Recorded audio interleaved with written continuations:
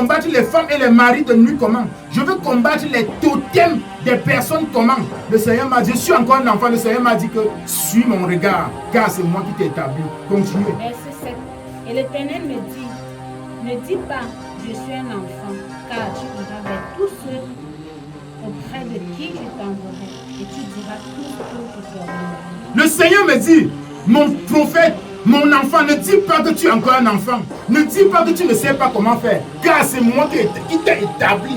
Je t'enverrai auprès des sorciers, auprès des totems, auprès des sectes, auprès des loges, auprès des occultistes, auprès de tous ceux qui pratiquent la magie noire, la magie blanche, auprès de tous ceux qui se transforment en totem, en gorille, en serpent mystique pour entrer dans les toilettes, détruire les villages, détruire les jeunes dans les quartiers afin qu'ils ne deviennent rien. C'est moi qui t'envoie vers eux. Va, détruis-les et rétablis tous ceux qu'ils ont détruits parce qu'ils t'ont donné le pouvoir. Allez-y, Stéphane. Verset 8. Ne les crains point, car je suis avec toi pour te délivrer, dit l'Éternel. Le Seigneur me dit, ne crains aucun sorcier, aucun totem, aucun sectaire, aucun occultiste.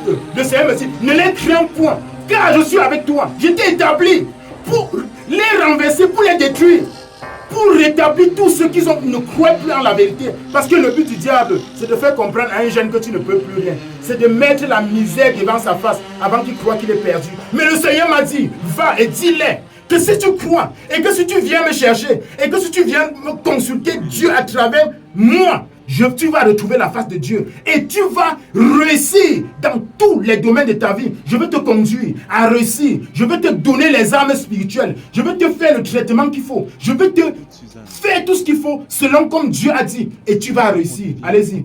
Verset 9. Puis l'Éternel étendit sa main et toucha ma bouche. Et l'Éternel me dit, voici, je mets mes paroles dans ta bouche. Le Seigneur a étendu ses mains.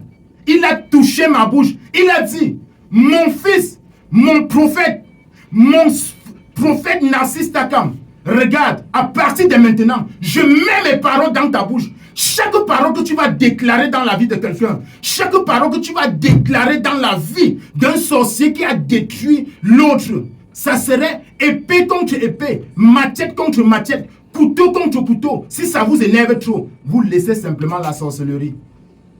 Verset 10. Regarde, je t'établis aujourd'hui sur les nations et sur les royaumes, pour que tu arraches et que tu abattes, pour que tu ruines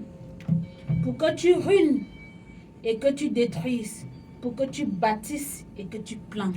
Le Seigneur me dit, aujourd'hui, je t'établis sur les nations.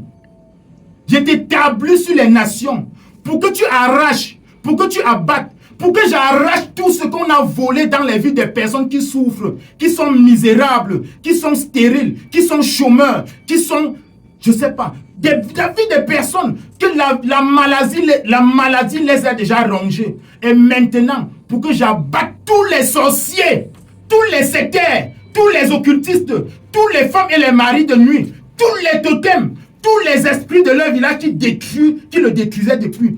Tout ce qu'on avait donné, qui met dans sa maison, qui devait le protéger alors que c'était un totem, que j'arrache et j'abatte et je le relève. Pas des traitements spirituels, pas un combat spirituel ou pas des armes spirituelles. Vraiment, le temps nous tient à la gorge. Les sorciers, le temps vous a sauvé aujourd'hui. Le temps vous sauve parce que demain samedi,